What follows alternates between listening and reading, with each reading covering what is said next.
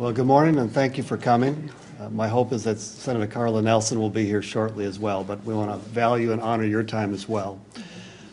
Today we're talking about a number of bills that salute our veterans, and these are important, but I want to highlight, too, that just a couple of weeks ago, Senator Senjum came and presented a bill related to exempting Social Security, and the idea behind that was that we would maintain and keep senior citizens in Minnesota. This has a similar vein, and that is that this first bill that I'm going to talk about, Senate File 40, exempts military pensions in Minnesota. This particular bill is one of three that we're going to talk about today. It has bipartisan support. It's already been through part of the committee process. Representative Josh Heinzman is here as well, and he's carried it in the House. It's already made it through part of that process. But this is an important piece of legislation. 15 states already exempt military pensions in their state. 15. Some of those are because they don't have any income tax, but others in that group, like Wisconsin and Iowa, have decided that they are going to exempt military pensions. 18 other states have significant benefits for military related to their pensions, but don't go quite that far. Minnesota is on neither one of those lists. When military veterans decide they're going to retire, they get a list of places that they can go that are veteran friendly. And guess what? Minnesota is not on that list. Minnesota is on one of the bottom categories. They're rated number 46 on some. So what do we want to do by doing this? It is a veterans-friendly bill. It rewards our veterans, but it's more than that. It's economically good for Minnesota. Military pensions, unlike other pensions, are federal dollars. Those federal dollars come in the form of the pension, in their health care, in their education benefits for themselves and their family. All of those are federal dollars that come into the state of Minnesota and are spent in Minnesota.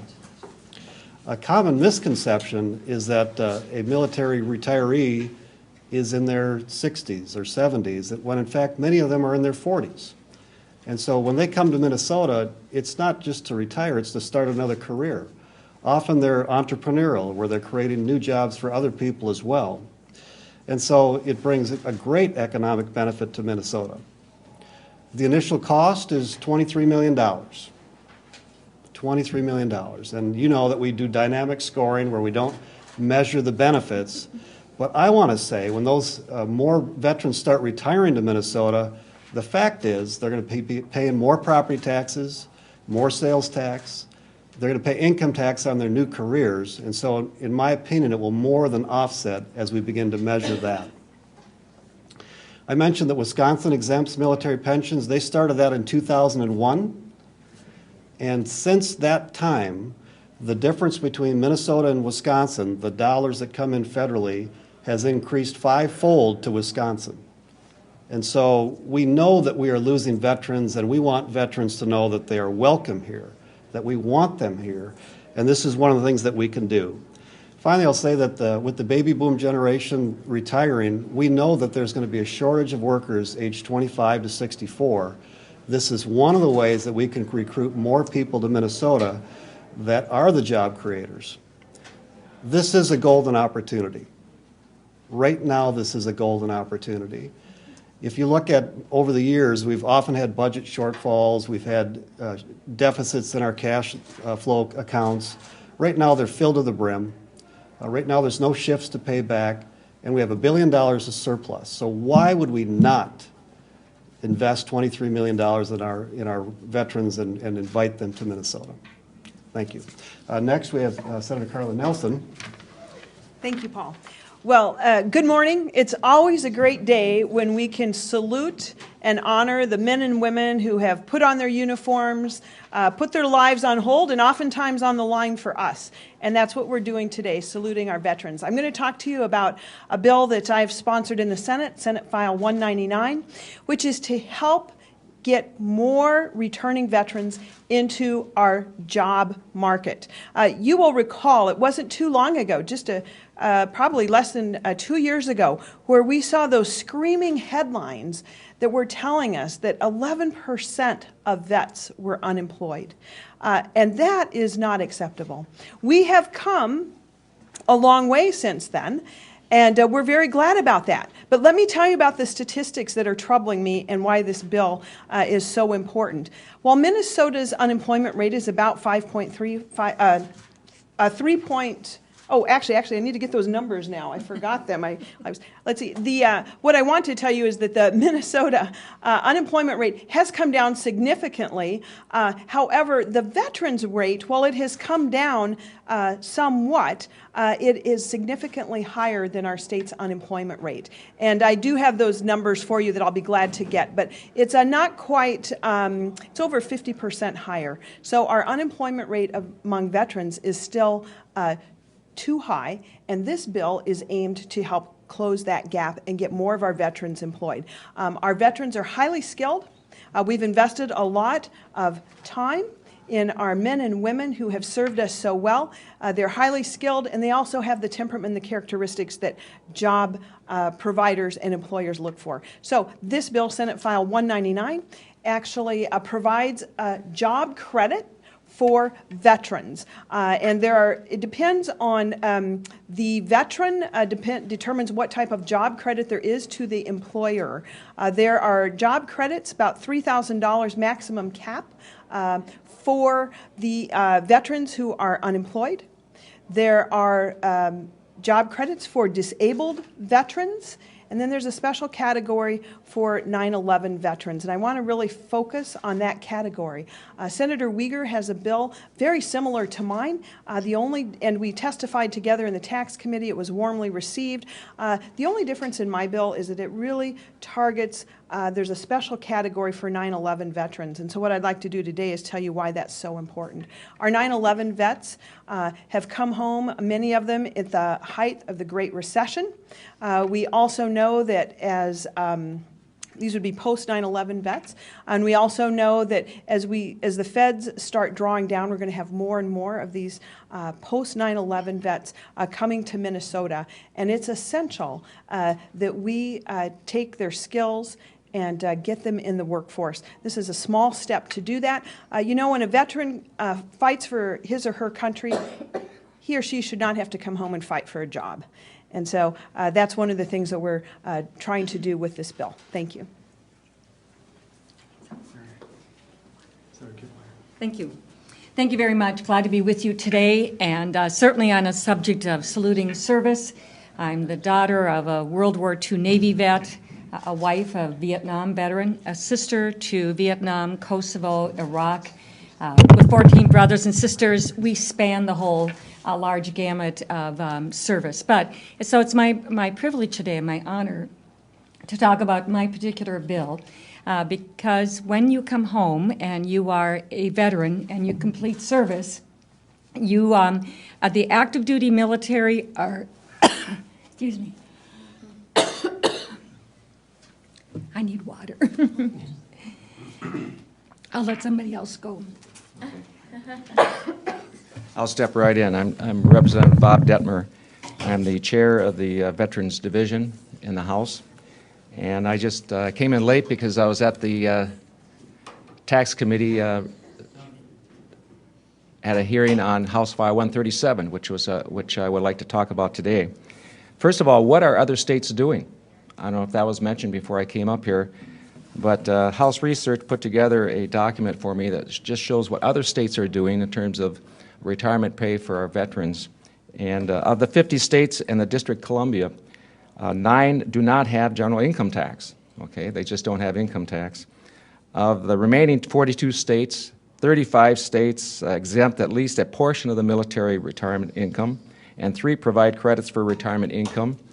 And 2 of the 3 states that provide the credits are also allow limited exemption.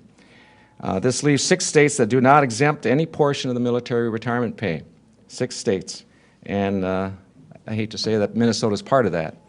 Minnesota is one of the 6 states that do not exempt the retirement pay for our people serving in the military. Now, 15 states fully exclude military retirement income from taxable income. 15, fully. 11 states exclude a fixed amount of military retirement pay.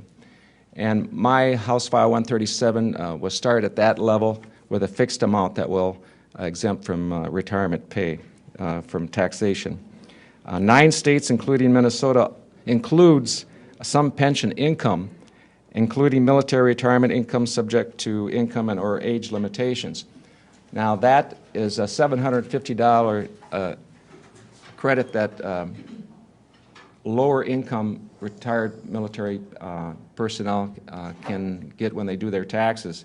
But that is phased out after your income is over $30,000 or more, and when you reach $37,500, it is eliminated. So there's a very small number of retired veterans in Minnesota that even qualify for that. But I'm sure some of the speakers here talked about the benefits of having military people come to Minnesota or stay in Minnesota of retirement. Number one, they bring all this is federal money that's coming into the state of Minnesota. And whether it's their TRICARE, their health care, their educational benefits, their Montgomery GI benefits, now their spouse and their children can use it for college. This is all federal money coming into the state. They're going to buy homes here. They're going to get other jobs. You hear on the news of General Nash, the Adjutant General, talks about hiring a veteran.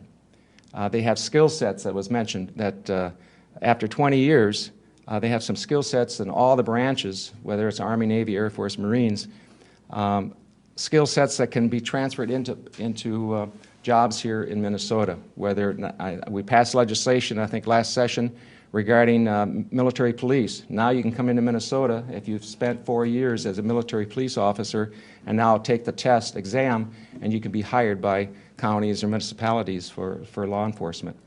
Maybe we should do the same thing for EMTs, firefighters, and so forth. There's a lot of skill sets that these men and women have learned over 20 years. House File 137 treats all the ranks the same, whether you're a high-ranking officer or you're enlisted or a non-commissioned officer. What it does, when you sit down with your tax person to do your taxes, you can subtract $30,000 right off the top when you do your taxes. And that, I was talking to the tax chair today in my hearing. I said, we have to take a look at the budget of the state and see where this can fit in. We can always lower the amount, but we need to start something here in Minnesota for our veterans. It was interesting, back a few months ago, I was at the groundbreaking ceremony for the bridge over in Stillwater. And I came up to Governor Walker, and I just started chatting about veterans issues. That's what being the chair of the committee and being a veteran myself, and I have twin sons that are serving in the military after graduating from West Point. What's Wisconsin doing? Well, they don't tax the military retirement pay. And then he, kind of tongue-in-cheek, Governor Walker said, well, someday I'd like to get rid of income tax in Wisconsin. And I kind of looked at him and I smiled, and then I looked where the bridge is going to be going in, and I said, that bridge is going to be awful busy going from west to east. And we need to do something now for our veterans and men and women that have served. Our Guard and Reserve have been deployed time and time again. Many of them have had 3, 4, 5 deployments. Our active component is drawn down, and the federal government, the Department of Defense, is relying on our reserve component much more. So with that, I would like to turn it over to the next person. Thank you. Give it a try again. Thank you so much.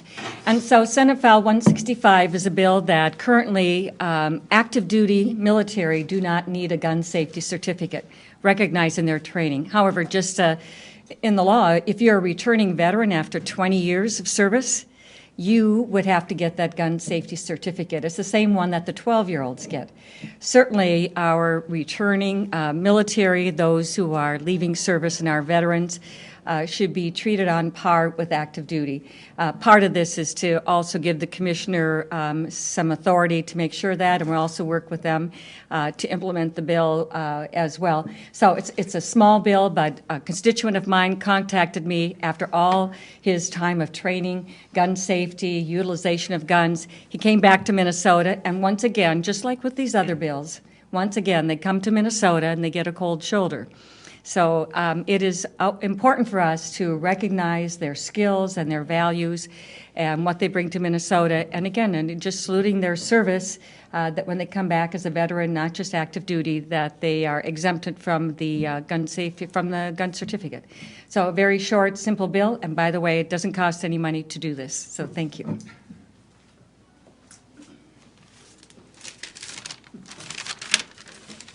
Good morning. My name is Jason Quick, and I am the Minnesota State Director for Concerned Veterans for America. We are a national organization that advocates for the freedoms and the liberties that our veterans and active duty service members have fought to protect. I want to thank you all for being here today and thank the folks behind me for having me. As a veteran and a Minnesotan, I realize the importance of being involved in this process, and I'm proud to advocate for policies that improve the lives of veterans and, like I said, preserve those freedoms and the liberties that we fought for. After seeing and tracking many of the negative issues that veterans have faced here in Minnesota and across the country, it's a good thing to see lawmakers step up with good common sense ideas, and I believe that what is good for veterans will ultimately be good for Minnesotans, for the economy, and for our great state. I'm going to keep my remarks short today, and I'd like to yield back. Thank you. Again, thank you for coming. If there's any questions. I do have one. Senator Gazelka, you mentioned 23 million, Mr. Vice Mayor. Is that just your proposal, or is that the collective? That's just my proposal. One of them was free. Is any idea what the total is for all of these proposals? You know, I can get you the fiscal note on my bill. I just can't remember the numbers off the top of my head. I definitely can.